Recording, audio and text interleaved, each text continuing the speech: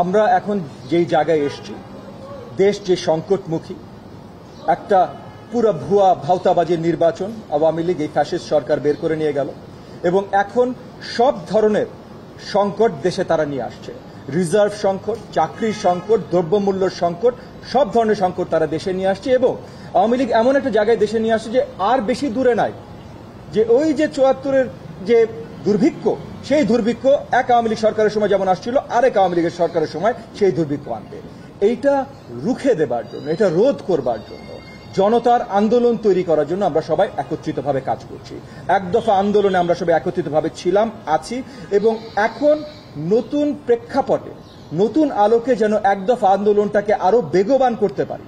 সেগুলো নিয়ে আমরা সামনে কিভাবে আগাতে পারি সেগুলো নিয়ে বৃহত্তর আলোচনা আজকে বিএনপি বাংলাদেশ জাতীয়তাবাদী দলের সিনিয়র নেতৃবৃন্দদের সাথে আমাদের হলো এবং আমরা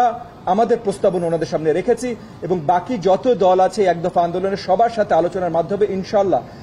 খুব শীঘ্রই আপনাদের সামনে আমরা নিয়ে আসতে পারবো আমাদের সামনের আন্দোলন আমরা কি আলোকে পর্যালোচনা করব।